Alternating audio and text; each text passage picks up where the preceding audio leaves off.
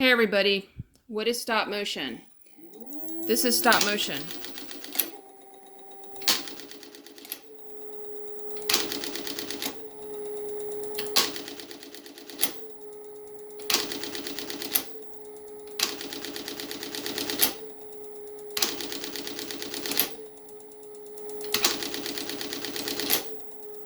Okay, let's see if you can tell what's going on here. So when I pull the handle down, this part here goes up and down, and it disengages or engages the needle. So I'm pulling down on the handle. This part here is going up and down, and it's letting this leg go or not go.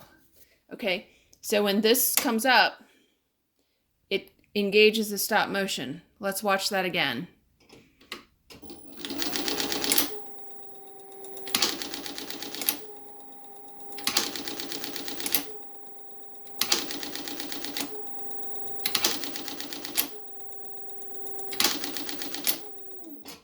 Okay, so what is it and what is it doing? When you pull down on the handle, the leg is free to rotate and the top bar rotates, meaning your needle's engaged. Okay, when you let up on the handle, this comes up and it blocks that, and then this arm engages the stop motion, which, as you can see, makes this piece up here move to the left. There's an opening that comes in here, and this pin comes out. This pin is the driver for the top shaft when this piece is moved to the right. So when you let go of the handle, this thing comes up, these two make contact, this rotates and pushes this piece over to the side. Pull down the handle. Now watch this piece here. It's going to go back once I rotate it, and the pin will engage, and now the top shaft is rotating.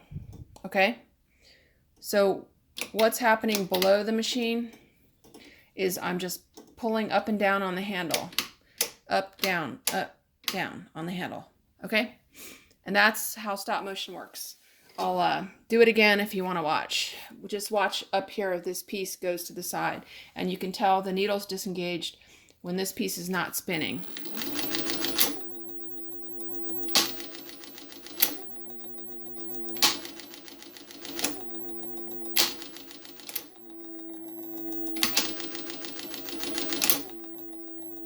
Okay, so I'm gonna pause you guys real quick and I'll show you what's happening under the machine.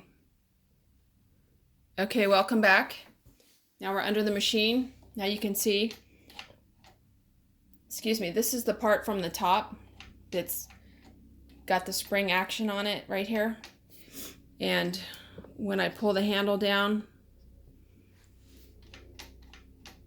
you can see that this piece rotates back and forth with the spring. And some machines, this piece may be removed. You may not have it, but that's how you engage the little thing with the foot above. To temporarily disengage your stop motion, you can take a wadded up piece of cardboard. This one has some blue tape on it, and you can pull your handle down. And I'm sorry, I'm blocking your light. You can pull your handle down and, oh my goodness, the camera's in the way. Just shove your piece of cardboard in like that, so that it's stuck in between the bed of the machine and the point of this arm. And now you have disengaged the stop motion. And that's a temporary fix if you don't want to remove parts from your machine. Just shove that piece of cardboard in there. It's like effectively pulling the handle down all the time. And now you've disengaged your stop motion. Okay? So hopefully that helps explain stop motion. Hang on a minute and I'll go back up and tell you how to take it out if you don't want it. Okay, so here we are back at the top. Apparently stop motion was back in the days in like the 1800s in a factory when every machine would be running off the same belt, and the belt would be continuously running, and there was no way to make your machine stop stitching. So that's my understanding is why we have stop motion. Okay, but people are doing this with a servo and you're not in a factory, so you really don't need it. So to take it off, mostly people remove this part here with this arm, this main screw in the middle. You just unscrew that and this arm comes off. But I will say that this bolt, or it may be a pin on a vintage machine, goes into the groove in the back, and there's a little round metal washer, I guess it's like a bushing or something, that rides in this channel, and it's not really attached. So if you do find this on a vintage machine and you go to take it off, just be careful that that washer in the back doesn't accidentally drop. If you take that part off the machine, you might not know that. So that's all you have to do to disengage your stop motion, is just unscrew this big screw right here in the middle, and this little thing comes off. Okay? I should say that people have different opinions on the stop motion. If you have stop motion on your machine and it locks out your needle, or you engage the stop motion and the needle bar gets locked out, the needle bar does get locked in the highest position. And that is useful if you want to check your timing, because then you don't have to guess where your needle is or if your needle's in the highest position. So that could be helpful. But you don't really need that if you go to my videos or my YouTube videos that talk about how to double check your timing by looking at the needle rise and fall and the notch in the looper. So if you don't have stop motion, you can still time your machine, and then you can double check your timing by watching your needle and looper notch.